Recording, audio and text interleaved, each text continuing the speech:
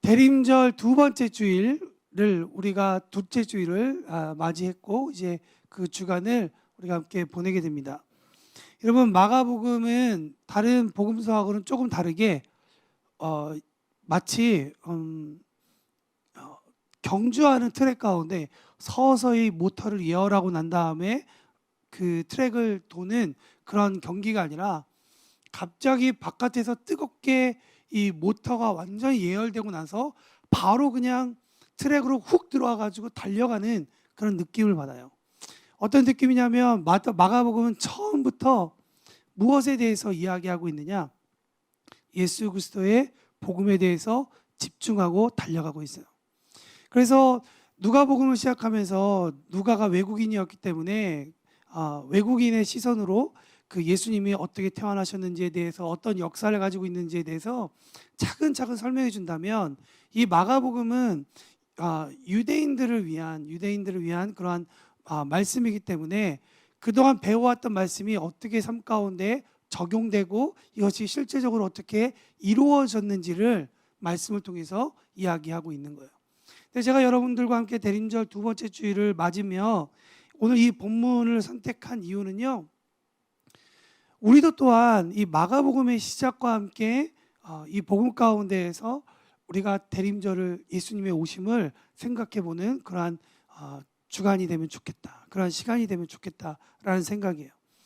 근데 제가 이 마가복음을 읽으면서 과연 이 마가복음은 그 마가가 정말 무슨 얘기를 하고 싶었을까라는 생각이 드는 거예요. 근데 여러분들 글을 써보면 아시겠지만 사람마다 글을 쓰는 방법과 형태가 좀 다르겠지만 아마 대부분 이럴 거예요. 내가 생각하고 있는 주제를 본문으로 다 정리를 해요. 그 다음에 결론을 쓰죠. 그 결론을 쓰고 난 다음에 마지막에 쓰는 게 서론이에요. 그러니까 서론에서 내가 지금부터 무슨 얘기를 할게 라고, 내가 이제 시작할 거야 라고 하는 것이 오늘 마가복음 1장 1절부터 8절에 있는 말씀이라면, 이 마가복음에 있는 16장의 전체적인 내용을 내가 이 얘기를 하고 싶어 라는 내용이 마가복음 마지막에 있겠죠. 그죠? 그러면 마가복음 16장 14절부터 15절에 보면 이런 말씀이 있습니다. 그 후에 11 제자가 음식을 먹을 때 예수께서 그들에게 나타나사, 그러니까 예수님께서 죽으시고 난 다음에 부활하시고 난 사건 이유를 얘기하는 거예요. 그들의 믿음 없는 것과 마음이 완악한 것을 꾸짖으시니 이는 자기가 살아난 것을 본 자의 말을 믿지 아니함이로라. 또 이르시되 너희는 온 천하에 다니며 만민에게 복음을 전파하라 라고 이야기했어요.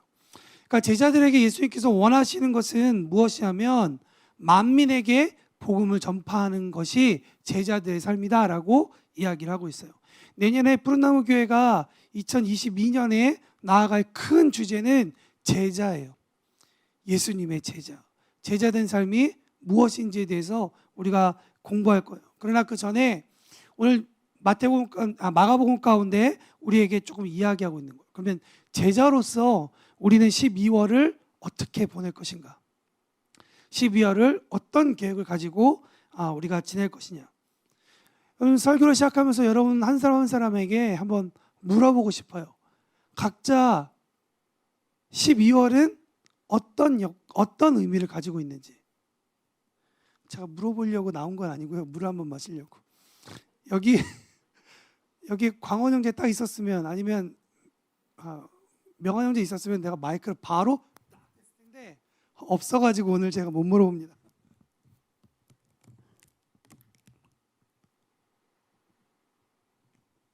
여러분, 12월 여러분은 어떤 스케줄을 갖고 계시고 어떤 의미를 갖고 계세요?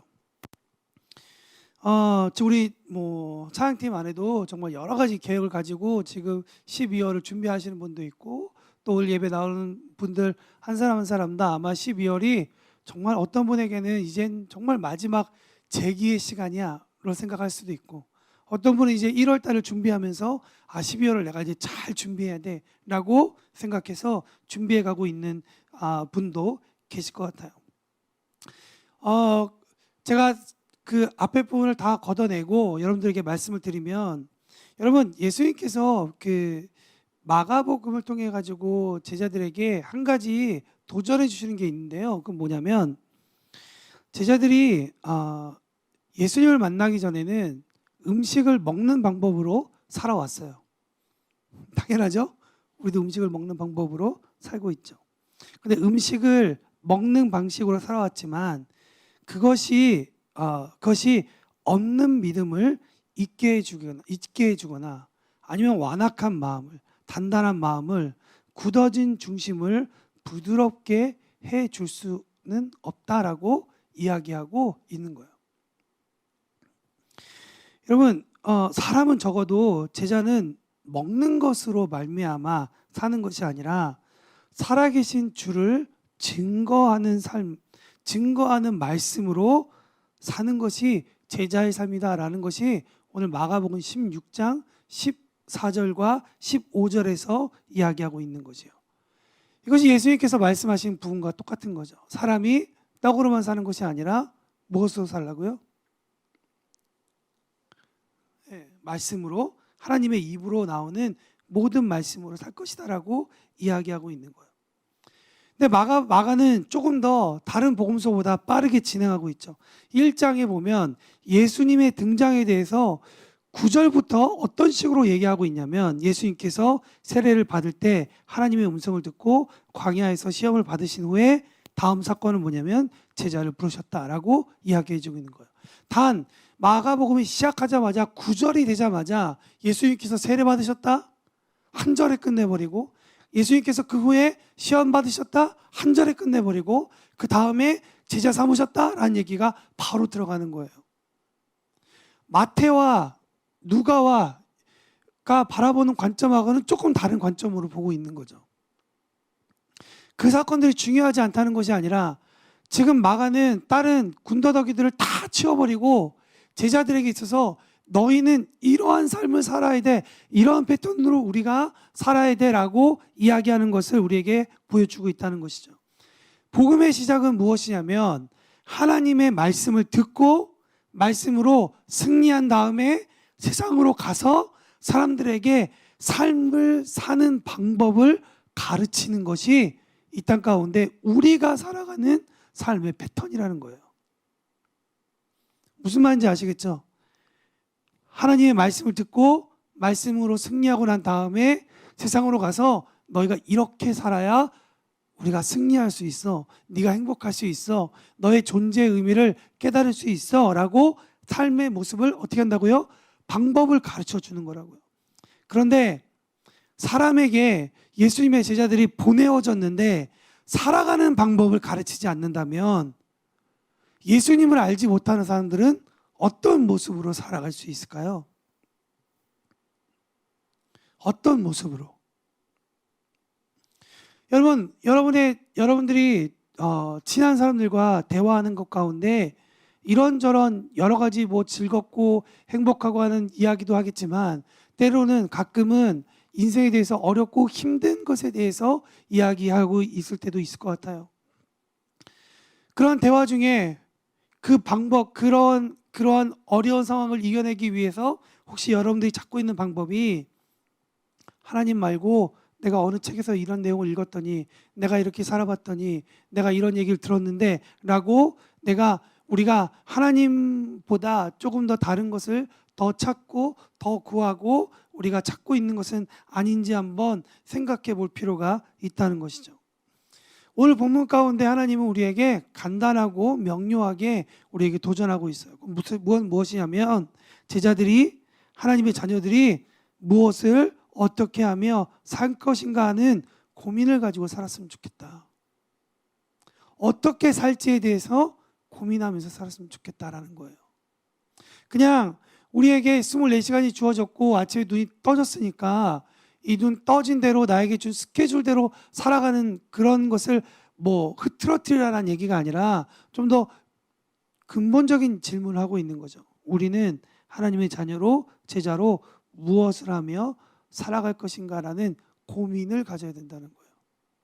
근데 여러분, 이 고민하는 것이 생각보다 쉽지는 않아요. 고통스럽기도 하죠. 그냥 누군가 질문을 주고 답을 바로 딱 주면 너무나도 쉬워요. 그러나 여러분, 고민하지 않으면 내 정답이 될 수는 없어요. 내가 그것을 잘 이해하고 잘 외워서 내가 앵무새처럼 따박따박 이야기할 수 있지만 그 어려운 순간이 나에게 왔을 때 그 공식이 내 삶 가운데 열매가 되고 답이 되도록 말하는 것은, 삶을 살아가는 것은 그렇게 쉽지는 않다는 거예요. 하나님의 백성들이, 하나님의 자녀들이, 제자들이 이 세상과 같이 똑같이 먹고 산다면, 똑같이 마신다면, 예수님의 표현으로 다시 이것을 설명하면 돌을 떡으로 만들어서 먹는 기적에 빠져 있고, 높은 곳, 아니 가장 높은 사람보다 더 높은 곳에 오르려는 비교의식과 높은 영광을 탐하는 모습으로 살고 있다면, 힘을 얻고 누리고 유지하기 위해 자기 자신이 보기에 대단한 존재라고 하는, 어쩌면 신이라고 생각하는 그 존재에게 하나님이 나에게 한 사람 한 사람에게 주신 그 하나밖에 없는 권위를 주어버리는 모습으로 산다면, 여러분, 어떻게 이 땅이 예수님의 오심을, 다시 오심을 볼 수 있고, 이 땅이 어떻게 알 수 있고 기대할 수 있을까요? 이 세상에 소망이 없다는 이야기는 사실 소망이 진짜 없어서가 아니에요.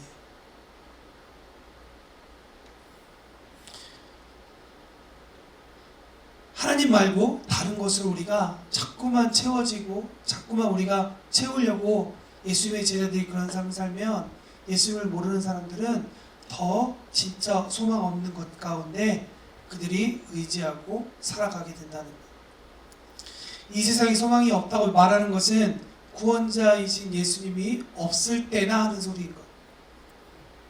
여러분, 우리 동네에, 내 가정에, 내 직장에 아직 소망이 있다라고 얘기할 수 있는 것은 무슨 이유냐면, 예수님을 담아있는 여러분 한 사람 한 사람이 그곳에 서 있기 때문이에요.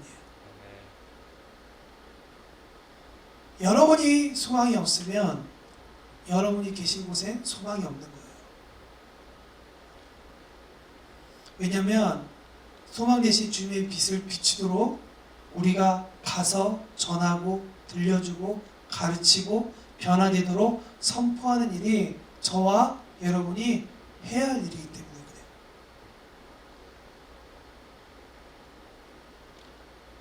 저는 직장에서 버티라고 말씀드리는 건 아니에요. 반대로 직장에서 다 떠나라는 얘기도 아니에요. 있던지 가던지, 마가복음의 결론처럼 16장 15절에 얘기하고 있는 것처럼 온 천하에 다니며 복음을 전하는 것이 우리의 사명인 거예요. 이 복음이 무엇이냐? 기쁜 소식이라고 얘기하죠. 여러분, 기쁜 소식이 필요한 사람들은 이 세상에 너무 많아요. 그래서 주님이 여러분을 비즈니스맨으로, 남편으로, 아내로, 학생으로, 전문가로, 전문인으로 이 땅 가운데 보내어 주셨다는 거죠. 여러분, 그렇다면 우리가 해야 할 일은 무엇일까요? 저는 세례 요한의 모습을 통해 우리가 답습할 필요가 있다. 오늘 두 가지를 이야기하고 싶습니다. 첫 번째, 주님의 길을 준비하는 삶이 우리에게 좀 필요하다. 다시 한번 조금 더 말씀드리고 싶으면, 주님의 길을 준비하는 12월이 되었으면 좋겠다라는 거예요. 두 번째, 그가 오실 길을 곧게 하는 삶, 곧게 하는 삶이 우리 가운데 있으면 좋겠다라는 생각입니다. 여러분, 길을 준비한다는 것은 성경의 의미에서 보면 적절한 통로를 만드는 일이에요. 여러분, 길을 만들 때 그 길이 어떻게 만들어지는지 혹시 아세요? 그냥 지나가는 길이 푹 파였으니까 거기다가 다른 흙을 메꾸고 대충 그렇게 마무해가지고 마무리 짓는 게 아니에요. 땅을 어느 정도 파고 그 땅 가운데 무거운 돌들을 집어넣고 그 돌들이 움직이지 않도록 또 그 고운 흙들을 덮죠. 그리고 그 돌을 계속 다져요. 단단하게. 같은 작업을 몇 번을 하죠. 몇 번을 하고 나서야 길이 마침내 닦아지는 거예요. 예수님께서 우리에게 길을, 세례 요한을 통해 우리에게 보여주신 길을 준비한다는 것은 우리에게 적절한 통로를 만들어야 되고, 그리고 적절한 행동이 있어야 되고, 적절한 형태와 수단을 예비하고 공급하는 일을 해라라고 우리에게 말씀해 주고 있는 거예요. 그러니까 지금 저와 여러분이 가지고 있는 그 모든 달란트는 무엇을 하기 위해서요? 내가 누리고 내가 갖고 있게 하기 위해서보다는 조금 더 의미가 더 넓어요. 길을 만들고 공급하고 채워주기 위해서요. 따라해 봅시다. 길을 만들고 공급하고 채워주기 위해서. 여러분, 이것이 주님께서 세례 요한을 통해 우리에게 도전해 주시는 거예요. 준비하는 사람은 자신의 삶도 살고 있지만, 여러분, 사명 때문에 사는 것이 준비하는 때를 살아가는 일과 같은 거예요. 여러분, 어떤 사람이 저에게 물어봐요. 목사님, 설교 몇 시간 만에 준비하냐고. 몇 시간에 할 것 같아요?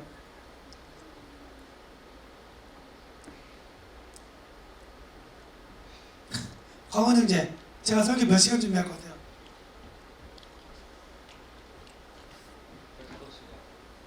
네? 얼버무리는데.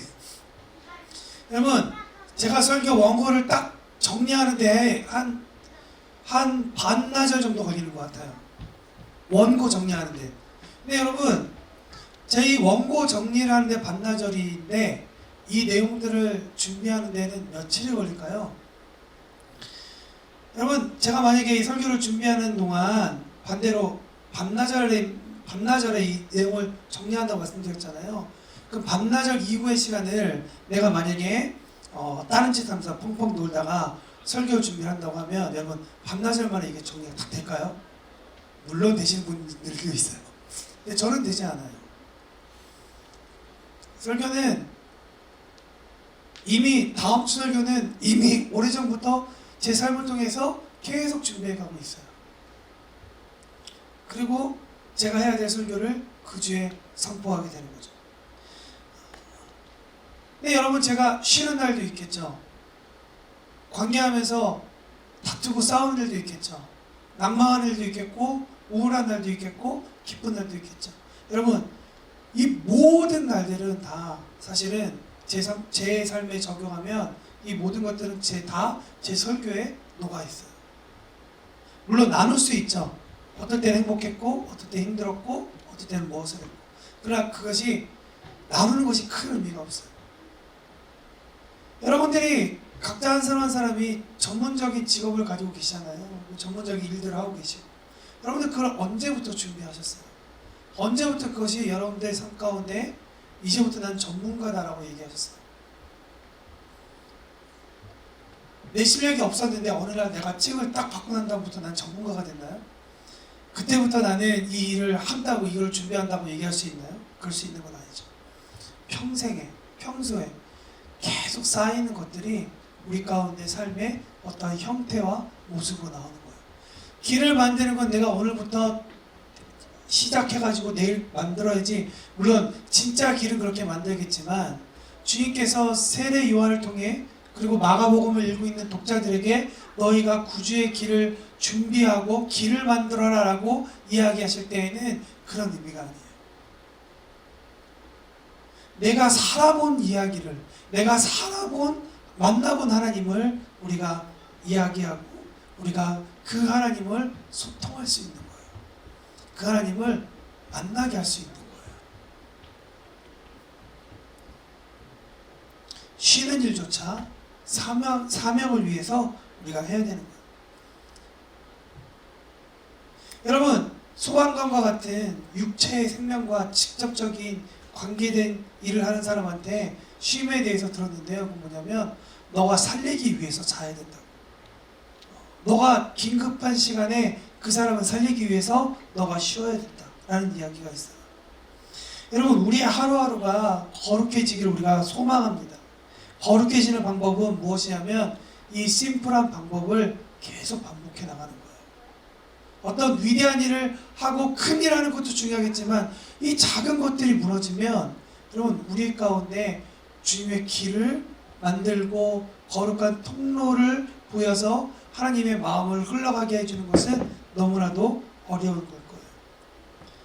이 얘기를 한 문장으로 정리하면 어떻게 되냐면 말씀 앞에 서는 거예요. 말씀 앞에 서는 저와 여러분이 되시기를 축복합니다. 성탄절 크리스마스 이브까지 오늘로 딱 20일 남았거든요. 여러분, 제가 사복음서를 20일 동안 읽어보려고 그러니까 이렇게 되더라고요. 하루에 4장이나 5장, 4장이나 5장만 읽으면 우리가 사복음서를 딱 20일 만에 읽을 수 있어요. 오늘부터 전체 톡방에 제가 읽을 것에 대해서 여러분들에게 공급해 드릴게요. 오늘은 마태복음 1장부터 4장까지 예수님의 그 광야의 시험 끝나고 난 그 사건까지 오늘 말씀을 쫙 읽을 거예요. 그러면서 왜 주님이 그렇게 시험을 받으셨지? 왜 주님이 오셨지? 왜 주님이 그렇게 이 땅 가운데 약속하시면서 오셨지? 라는 것을 경험하며 우리의 삶이 그렇구나, 그런 의미가 있구나, 내가 정말 그 주님의 은혜 가운데 살아가서 내가 그 삶을 사람들에게 나의 변화된 모습을 보여줘야겠구나 라고 하면서 여러분들의 길을 닦으시는 그런 일이 일어나기를 예수님의 이름으로 축원합니다. 두 번째, 우리에게 얘기하신 말씀은 뭐냐면 그의 오실 길을 곧게 하는 삶을 이야기하고 있어요. 여러분, 어떤 것은 저기 뒤에 보시면 그 손잡이가 이렇게 휘어져야 될 부분이 있고 곧아야 되는 부분이 있어요. 그죠? 근데 여러분, 곧아야 되는 부분에 곧아지지 않고 이 휘어져야 될 부분에 이렇게 그 휘어지지 않는다 그러면 어떻게 될까요? 그 역할을 제대로 감당할 수 없다는 거죠. 여러분, 이 곧다라는 헬라어는 한국말로 어떤 말과 또 똑같이 번역이 되냐면 수평이라는 단어하고 똑같이 번역이 되고 있어요. 근데 이 단순히 수평이다라는 그런 단어뿐만 아니라 이 단어는 어떤 의미를 내냐면 진실하다라는 의미에서 수평이라는 단어로 번역이 돼요. 이 단어가 아마도 헬라어의 그 티템이라는 단어에서 파생되었다고 주석가들은 얘기하고 있는데, 신학자의 단커라는 사람이 있습니다. 단커라는 신학자는 이 단어가 장소와 연관되었을 때 뜻과 또한 이 단어가 역할적인 의미에서의 뜻이 조금은 다르다라고 얘기해요. 장소적인 단어와 연관돼서 사용할 때에는 어떤 의미를 가지고 있냐면 좋은 장소. 그러니까 주님의 오실 길을 곧게 하라 라는 얘기는 좋은 장소를 만들어라 라고 이야기하고 있는 것이죠. 좋은 장소에 두고 혹은 좋은 기초를 놓다 라는 의미를 가지고 있어요. 근데 이것이 역할로 단어가 번역된다 그러면 세워지고 지정하다 라는 의미를 가지고 있어요. 그러니까 역할이든지 장소든지 이 단어가 곧게 하다라는 의미로 번역된다면 이런 의미가 되는 거죠. 세례 요한의 삶은 이 땅의 구원자 예수님이 오시기 위해 그에게 나오는 사람들이 나올 수 있도록 만들어 놓은 좋은 터가 되고요. 세례 요한이라는 터 가운데 오는 사람들은 그곳에 와서 회개와 세례의 그런 일들이 그의 삶 가운데 일어나고 있다는 거예요. 세례 요한이 걸어가는 곳마다 복음이 전해지고 하나님의 메시지가 전해져서 그 땅에 그 사람의 마음 가운데 회개의 영이 일어난다는 거예요. 여러분, 그게 마음을 곧게 하라는 주님의 메시지라는 거죠. 좋은 폼과 좋은 장소가 될 뿐만 아니라 그것이 자기에게로 치우치는 역할이 아니라, 아까 제가 곧게 하다는 것은 그 수평을 맞추다는 얘기잖아요. 잘 맞춰서 나에게 영광이 있을 때에는, 여러분, 세례 요한이 어떤 선택을 했죠? 나는 쇠하여야 되고 예수 그리스도만 높여야 한다고 이야기하잖아요. 그 밸런스를 맞춘 사람이라는 거죠. 우리에게 곧게 하다는 것은 또한 이런 영적인 밸런스도 우리에게 얘기하고 있는 거예요. 그러니까 깎을 것은 깎고 세울 것은 세우는 삶을 살았다는 것이 세례 요한의 삶이라는 것이죠. 여러분, 그 얘기는 무슨 얘기를 하고 있냐면, 세례 요한은 적어도 자기가 자기의 모습을 바라볼 때 자기의 눈으로 자기의 삶을 깎거나 세우는 것이 아니라 하나님의 눈으로 깎고 세웠다라는 거예요. 그러니 세례 요한의 삶이 여러분 어땠겠어요? 4절 말씀 혹시 보여줄 수 있으면 한번 4절 말씀 볼까요? 다 같이 읽겠습니다. 세례 요한이 광야에 이르러 죄 사함을 받게 하는 무엇을 했다고요? 세례의 회개의 세례를 전파했다. 여러분 전했어요. 저도 예전에 그 이민 생활하면서 가게문 좋은 제품들 갖고 와가지고 가게문 열었어요. 가게문 열고 사람들을 정말 상냥하게 받아들일 준비를 하고 그 사람들을 기다렸어요. 근데 여러분, 내가 좋은 제품이 있고 내가 상냥하게 기다린다고 해서 거기에서 물건이 팔게 되거나 아니면 어떤 그런 사고 파는 돈을 버는 그런 행위가 일어나지 않아요. 거기 일어나기 위해서 뭐가 있어야 되죠? 사람이 진짜 살아와야 되는 거예요.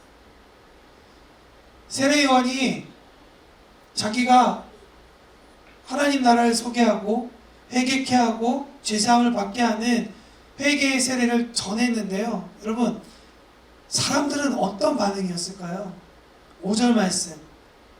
온 유대 지방과 예루살렘 사람이 다 나와 자기 죄를 자복하고 요단강에서 그에게 세례를 받았다라고 이야기하고 있는 거예요. 곱게 하는 삶은 그런 삶인 거예요.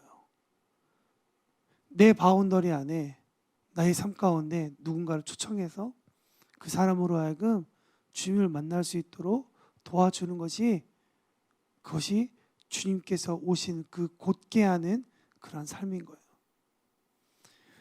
말씀을 마칩니다. 12월 우리가 크리스마스가 있는 너무나도 좋은 달이에요. 행복한 달이죠.